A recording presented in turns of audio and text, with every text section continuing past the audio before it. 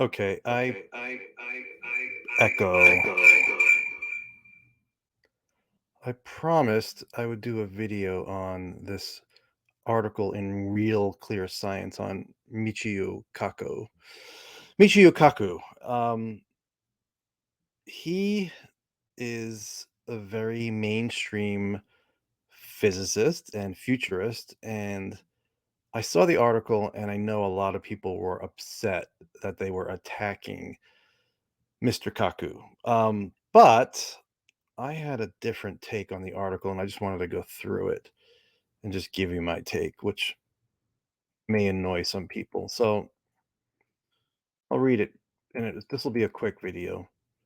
And let me do something first, so you guys know a little more, just a little history of where he is coming from when he first started talking about UFOs. And I'm doing this slightly different in a different location than normal, so I don't get interrupted as much. Sorry if the computer is moving around a little bit.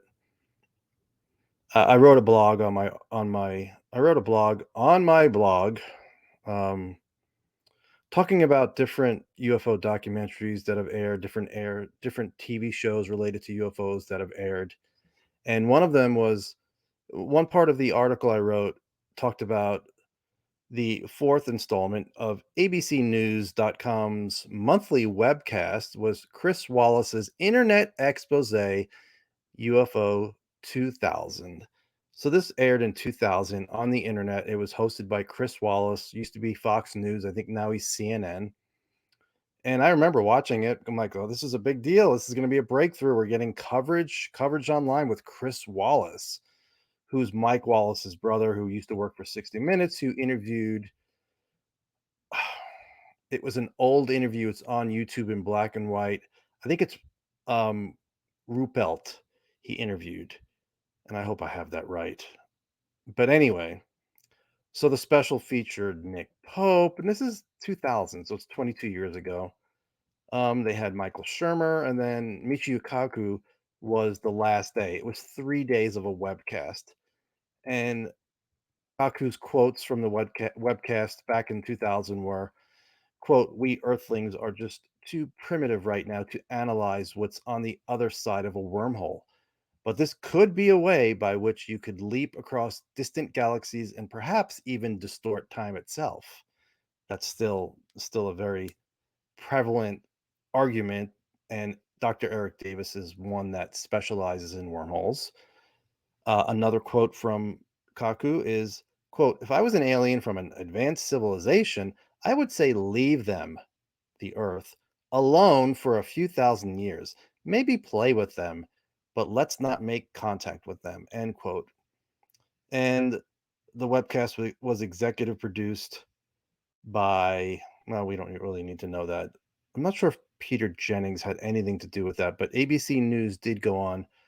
They had a really good documentary hosted by Peter Jennings, who is no longer with us, on ABC television, called UFOs Seeing is Believing, which I think you can find on YouTube. So Kaku has been talking about UFOs for at least 22 years. And let me go back to the article from Real Clear Science, and I'll just read it and just give you my take on things that were said. So it starts out, Michio Kaku has always been a bit out there. The 75-year-old theoretical physicist and futurist at the City College of New York has made numerous contributions to the field of string theory and has written several best selling books popularizing science. Through his musings, regularly, oh, sorry about that. He has written several best selling books popularizing science. Through his musings, though his musings, sorry, it's late. Though his musings regularly wander more into science fiction than solid fact, Kaku has generally been a great ambassador of science to the general public via his appearances in popular media. But now, Kaku is seriously jeopardizing his reputation and misleading the public through his unscientific new stance on UFOs. He articulated it when speaking with podcaster Joe Rogan early last month. So here's a quote from Kaku that's causing all the problems, all the uproar. Quote, "The burden of proof has shifted," he said. "It used to be the burden of proof was on the people who believe in UFOs. Now the burden of proof has shifted to the Pentagon, to the military. Now they have to prove that these aren't extraterrestrial." And he has said this before, and I disagreed with it from the beginning. No, it's not. It's not the Pentagon's job or the military's job to prove these are not extraterrestrial. We don't even know what they are. You cannot prove a negative. So it's when he said it a few years ago, I was like, nope, I don't agree with that. I think it's the Pentagon's job to explain to the American people why there are objects or craft that are, flying with impunity in restricted airspace, and our pilots are reporting them and getting frustrated because they're not getting taken seriously, and we don't know what they are, whether they're foreign adversarial, whether they're drones, whether they're ET or whatever. Nobody knows what they are. It needs to be taken seriously, but it's not on the government to prove they're not extraterrestrial. I think it's a ridiculous thing to say. So I'm sure a lot of skeptics agree with me, and I'm sorry, they're right. In this particular instance, they're right. And then there's more quotes from Kaku where he says, he goes, "We have multiple sightings by multiple modes. This is the gold standard for looking for these objects. Not just one person, but several people who are reputable. Not just radar, but visual sighting, infrared sensors, telescoping evidence." I agree with that.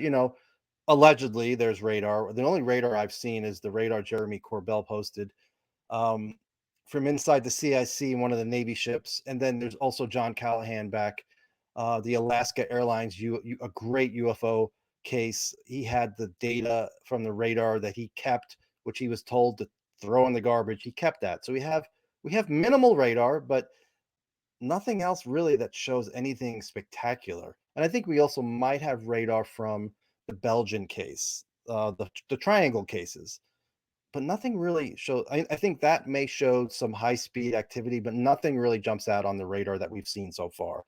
But I do agree with, allegedly we have multiple sensors, as the UAP preliminary report discussed 144 incidences, only one incidents, only 143. 143 of them were not solved, and apparently now it's 142, and then it's up to 400 or so now they have. So yeah, apparently, and not all of them are multiple sensors. I forget the exact number right now, but Kaku continues. He goes, "These objects travel between Mach 5 and Mach 20.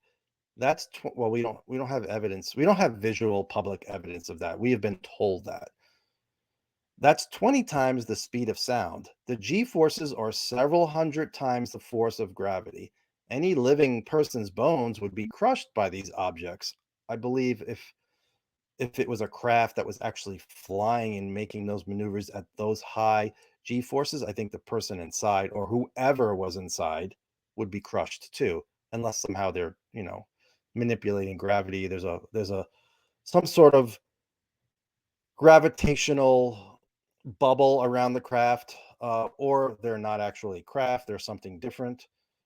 We don't know. But Michio Kaku believes these are probably drones and not manned. They're unmanned drones. He says the objects can drop 70,000 feet in a few seconds. I think it's 0.78 seconds, allegedly related to the Nimitz case. And they can go underwater. And they also move without making exhaust or breaking the sound barrier. And these are things we can now document frame by frame by looking at these videotapes. I don't know what videotapes he's looking at, but so far the videotapes we've seen are interesting, but they are not the videotapes we need to convince the masses that we're dealing with an amazing, superior, next generation technology. So yeah, it's interesting, and some of the analysis, especially on the gimbal, it may be doing something anti-gravitic with its turn. Some people don't think it's turning; they think it's the at FLIR pod, which is showing it turning, and it's not really the object that is turning. That's still a debate. It's annoying that we have to debate since 2017 of December, so 4.5 years. We're still debating the three videos, plus the videos that Jeremy Corbell put out, which do not show any of the five observables that Lou Elizondo has spoken about. So we don't have anything making a 90-degree turn. We do not have anything with instantaneous acceleration. So we still don't have that. And more from the article. So it says Kaku was referring to the new videos and testimony from U.S. Navy pilots released by the Pentagon in the past year. While the videos themselves had never before been seen, the evidence they offer is the same that's always presented in favor of an alien explanation for UFOs. Paltry at best. I can't disagree with that. I mean, it's great to have the videos we have, but those are not what we need. I want to see a 90-degree turn. That has to happen. I put a December 2023 Christmas deadline. Not that I'm going to get out of UFOs, but I'm going to really lose my patience at that point. I mean, we have other stuff going on that's positive, obviously, with immunity and all that's happening around that. But the videos in the public realm are just not impressive. The videos with the pilots, it's impressive to see how they react. And Ryan Graves, who is a F-18 former F-18 pilot, is saying his former colleagues are very frustrated because they want to report what they're seeing because they don't understand it. But it seems like it's all falling on deaf ears and things aren't getting taken seriously. And at the very least, at the very least, it's a safety hazard for the aviators. So at the very least, it should be looked at, and they need to figure out what the hell is going on, especially on the East Coast. And if it turns out to be Russians who are spying on us and trying to soak up data, so be it. It needs to stop, though. I mean, it's interrupting training missions. It's creating a air safety hazard. So hopefully our government wakes the hell up and really takes that seriously. And the Air Force also gets involved. So continuing, Stephen Novella, who I don't know if he's a popular skeptic or debunker, I don't know. But he says, quote, "These are all in the low quality data bucket." I agree. Stephen Novella said on a recent episode of The Skeptic's Guide to the Universe, quote, "It's not like we have a high resolution, in focus, relatively close up video of an object where you can make out what the object is.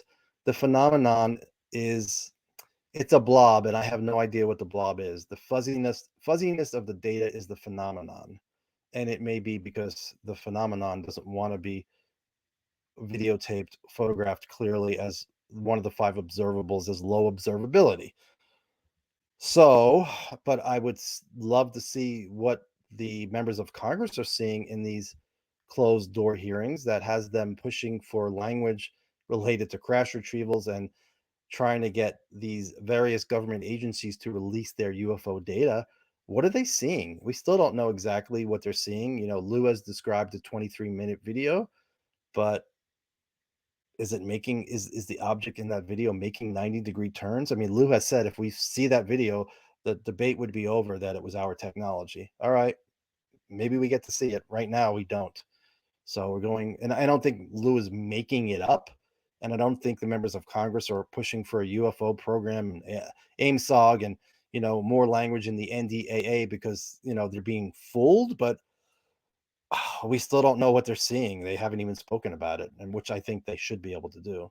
Tell us what you're seeing in these hearings. That doesn't compromise sources and methods. The article continues. UFO enthusiast Mick West, it's hilarious they call him a UFO enthusiast. I would call him a UFO debunker, who analyzes UFO claims with an evidence based mindset, debunked the videos fairly easily as radar artifacts, planes, or merely balloons, which is total BS. And we all know that. There's no radar artifacts. I mean, especially with the Nimitz, we had two pilots, two Wizzos see the object with their eyes. The gimbal was on FLIR. The Go Fast was on FLIR. So it's not a radar artifact. Chad Underwood described going after the Tic Tac and radar and his FLIR, and he said it was performing like anti-gravitic maneuvers, and that's not an exact quote, but It wasn't a plane. I think Chad Underwood, and I know there have been other misidentifications in the Chile case where it was a plane. Chad Underwood is specific that this was making maneuvers he had never seen before. In my opinion, there's no way what he captured on FLIR was a plane. And then Mick West says in merely balloons. People have talked about the one sphere that Jeremy Corbell released video of and saying that was a balloon. I believe Tyler Rogaway said that. We don't know enough about that stuff. We need to hear from the sailors involved in the 2019 cases. But Mick West did not fairly easily debunk any of that as radar artifacts or planes. He has theories or balloons. He has theories, and that's all they are. And he's a really smart guy, and his math is 1,000 times ahead of what my math is. So kudos to him for doing the analysis that I cannot do. But yeah, he's given a little too much credit in this article. These admittedly, and this is the article now, no quote, these admittedly mundane explanations are far more cogent and less fantastical than, quote, aliens.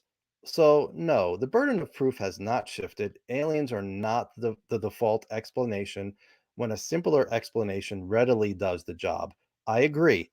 There is a middle ground here saying, whatever specifically like the Tic Tac, I think that was advanced technology and it wasn't a radar glitch.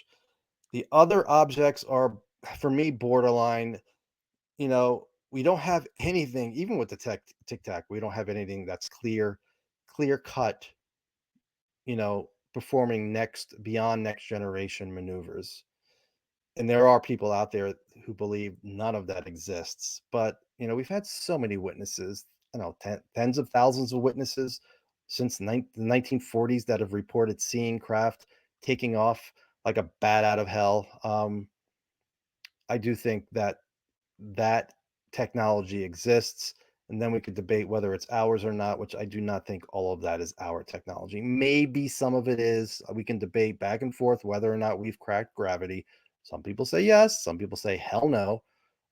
But continuing in the article, when speaking to Rogan, Kaku offered skeptical lip service before plowing ahead into hyperbolic hypo, hypothesizing. Sorry, into hyperbolic hypothesizing. Quote from Kaku: either the aliens are an optical illusion of some sort, or they have a set of laws of physics beyond what we can muster. Open your mind to the possibility that they are 1,000 years more advanced than us. 1,000 years is nothing compared to the age of the universe. End quote.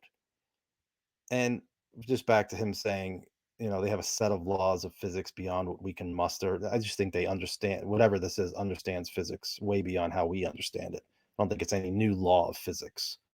Kaku went on to suggest that these aliens could harness something called the Planck energy, allowing them to become, quote, masters of space and time, end quote. Back to the article. This is pure wild speculation. Oh, yeah, it's speculation. Of course it is. That's fine, though. I have no problem with that. Sadly, with his eminent stature, Kaku lends it a veneer of credibility. Novella offered a skeptical rebuttal on the SGU. Quote, when tricky, biased observations are put up against the laws of physics, I will bet on the laws of physics every time. And end quote.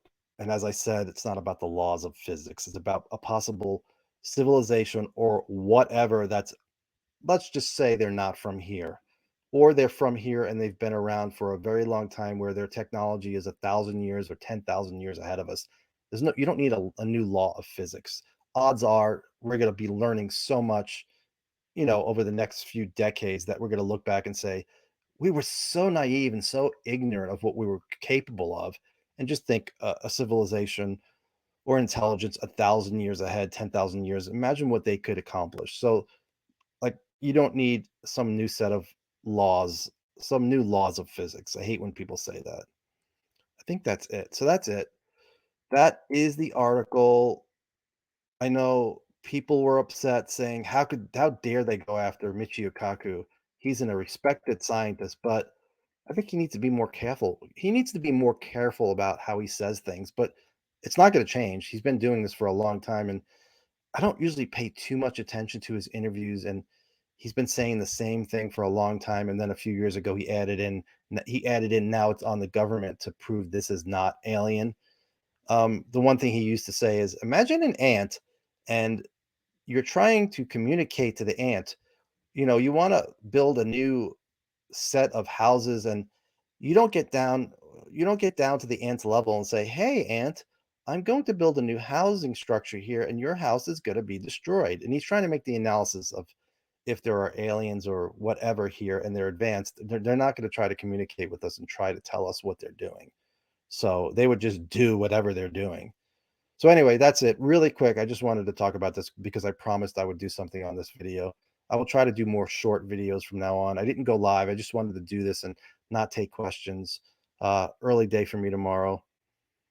And go on Twitter if you have any questions that I did not cover. I'm sure I missed something I wanted to talk about. Anyway, have a good night, and I will probably not be on for a while because of my new job. I'm working the concert of Usher, and it's like till the end of July. So in about 6 days, it eases up to like 4 hours a day. But right now, it's 12 hours a day for the next few days, and then 8 hours. And I'll try to do as much as I can. I'll probably be just on Twitter and not doing too many videos for now. Anyway, thanks for watching, guys, and thanks for the other night, all the people who called in and all the comments.